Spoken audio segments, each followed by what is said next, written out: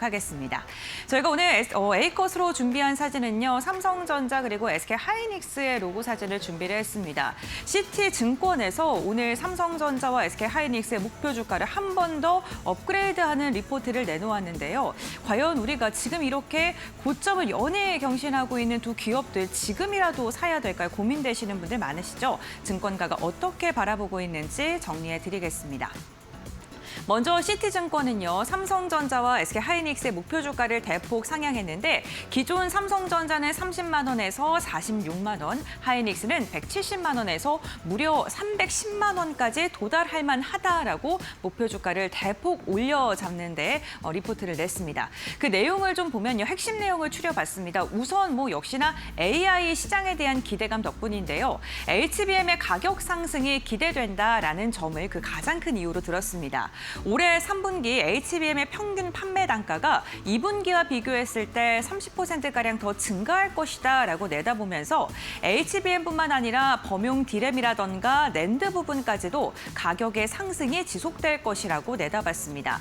D램 같은 경우에는 지난해와 비교했을 때 200%가량 급증할 것이고 낸드 같은 경우에도 186% 상승할 것이다라고 이야기를 했는데요. 이 부분을 보게 되면 최근에 낸드의 가격 상승 전망이 더 크게 나왔었는데 D램 부분 역시나 또다시 지지 않고 상향 조정이 되는 모습, 직전보다 훨씬 더 높게 가격 상승에 대한 전망을 했습니다. 이 D램 안에는 HBM뿐만 아니라 범용 D램까지도 들어가 있고요. 낸드에서는 저장 장치에 대한 기대감이 여전히 뜨겁다는 점이 확인되고 있고요. 결국에는 데이터 센터의 확산이 이런 반도체 관련 기업들의 수요 폭발로 이어질 것이고 이게 삼성전자와 SK하이닉스의 주가에는 당연히 도움이 될 수밖에 없다라고 이야기를 하면서 HBM, 범용 D램, SSD 모두 다 뜨거울 것이라고 내다봤습니다. CT증권은 두 기업 가운데서는 SK하이닉스를 조금 더 긍정적으로 평가하는 발언들도 했습니다. 다음 장 이어서 보겠습니다. 하지만 삼성전자 같은 경우에는 임금 협상 결렬에 대한 리스크를 통해서 지금 달리고 있는 반도체 기업들의 주가에 발목이 잡히지 않을까 이렇게 우려하고 계시는 분들도 있을 것 같은데요. 삼성전자 노사가 어제 오전 10시부터 오늘 새벽 3시까지 무려 17시간 동안 마라톤 회의를 진행을 했습니다. 가장 중점적으로 이야기를 나눈 건 성과급의 제도를 개편하는 방안에 대한 논의가 가장 중요한 포인트로 꼽혔는데요. 노조 측에서는 성과급 상한을 폐지하고 또 제도 명문화에 대한 요구 산정 기준을 좀 투명하게 해줬으면 좋겠다라고 의견을 게재했는데 이게 서로 좀 의견이 수렴하지는 못한 것으로 확인됐습니다. 그러면서 21일 날 총파업에 대한 가능성이 또 확대가 됐고요. 지금 시장에서 이야기하고 있는 건 이 파업 규모가 5만 명 이상이 될 것이다라는 전망까지도 나오고 있습니다. 투자자들의 입장에서 우리가 확인을 해봐야 되는 건 두 가지인데 첫 번째로는 이번 총파업으로 인해서 정말로 삼성전자의 생산 라인에 차질이 생길지를 확인해 보셔야 될 것 같고요. 두 번째로는 정부가 긴급 조정권과 같은 이러한 것을 좀 활용을 해서 파업이 좀 빨리 끝날 수 있을지 이 부분도 좀 주목을 해보시면 좋겠습니다. 그럼에도 불구하고 시장에서는 여전히 삼성전자와 하이닉스를 향해서 긍정적인 전망을 내놓고 있고요. CT증권뿐만 아니라 국내 증권사 역시나 오늘 반도체 투톱의 목표 주가를 높여 잡는 리포트를 내놓아서요. 두 기업을 비교해서 좀 분석을 해드리겠습니다. 삼성전자와 SK하이닉스에 향해서 공통적인 의견은 AI 수요가 질적으로 변화하고 있다라고 표현을 했는데요. 기존에는 우리가 반도체가 사용되는 게 PC나 아니면 스마트폰이었습니다. 그러니까 일반 소비자들이 많이 사용을 해야지 당연히 그런 반도체 기업들의 실적도 좋아질 수밖에 없는 그러한 상황이었는데요. 그런데 지금은 AI 데이터 센터의 확장으로 인해서 반도체 칩의 수요가 더 많이 사용될 수밖에 없고 기업들이 고객이 됐기 때문에 이 수요의 변화가 질적으로 바뀌고 있다라는 점을 주목을 했습니다.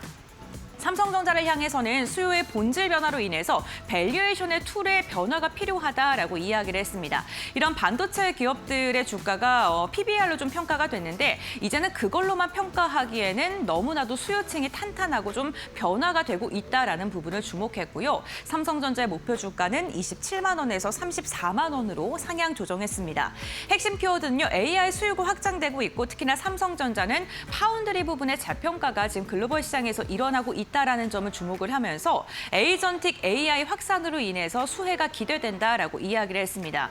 그러면서 예를 든 게 테슬라의 AI5에 들어가는 칩들을 이야기를 했는데요. 이렇게 피지컬 AI라던가 에이전틱 AI가 증가하면서 삼성전자가 사용되는 칩의 양도 더 늘어날 것이다라고 전망을 한 것입니다. 하지만 노사 리스크라던가 파운드리 경쟁력 TSMC와의 그 비교는 지속적으로 해봐야 된다라고 코멘트를 달기도 했습니다. SK 하이닉스에 대해서는 우리가 우려하고 있는 캐즘이 오지 않을 수도 있다라고 이야기를 했는데요. 목표 주가는 기존 165만 원에서 265만 원으로 무려 100만 원을 높여 잡기도 했습니다. HBM 부분에 대해서 여전히 강자라고 평가를 하면서 메모리 가격이 상승했을 때 하이닉스가 역시나 직접적인 수혜를 받을 수 있다라고 전망을 하면서 지금 글로벌 기업들이 AI 인프라에 대한 투자를 지속하고 있는데 이걸 투자에 대한 수혜를 받을 수 있는 게 두 기업 가운데에서는 하이닉스가 더 강하게 받을 수 있다라고 전망을 하기도 했습니다. 하지만 하이닉스 오늘도 뜨겁게 주가가 상승을 하고 있죠. 이렇게 주가가 가파르게 오르면서 단기 급등에 대한 부담감, 차익 실현에 대한 매물은 언제든지 나올 수 있고 AI에 대한 수요 지속성이 이어질 수 있을지 이 부분, 특히나 빅테크 기업들이 투자를 지속하는지를 좀 체크를 해봐야 된다라고 이야기를 했습니다만 두 기업 모두 다 매수 의견을 제진했다는 점은 참고를 해보셔야 될 것 같습니다. 현대차 증권에서 나온 AI가 바꾼 반도체 밸류에이션에 대한 걸 좀 구체적으로 확인을 해보자면요. AI 수요가 변화하고 있다는 걸 3단계로 표현을 했는데요. 먼저 생성형 AI, 우리가 지금 제미나이라든가 챗 GPT를 활용해서 이야기하는 부분, 거기에서 더 나아가서 에이전틱 AI로 나아가게 된다면 AI가 스스로 학습을 하고 그리고 대답을 하는 걸로 우리가 변화하게 됩니다. 지금 최종적으로 보고 있는 건 피지컬 AI죠. 실제로 AI가 로봇과 같은 우리 생활에 투입될 수 있는 기계로 변환을 해서 우리가 명령하지 않아도 스스로 우리의 일을 도와주는 실제 생활에 함께하는 그러한 AI로 변화가 되는데 그렇게 될 때마다 반도체 칩의 사용량은 더 기하급수적으로 늘어날 수밖에 없다라고 이야기를 했고요. 에이전틱 AI 시대가 찾아오게 된다면 CPU의 수요도 늘어날 수밖에 없습니다. 그렇게 되면은 당연히 CPU뿐만 아니라 우리가 사용되는 SSD라던가 저장 장치나 칩에 대한 수요도 더 함께 늘어날 수밖에 없고요. 그렇게 됐을 때 그러한 사업을 모두 다 영위하고 있는 삼성전자와 SK 하이닉스를 바라봐야 된다라고 코멘트를 달았으니까요. 이 부분까지도 함께 체크해 보시죠.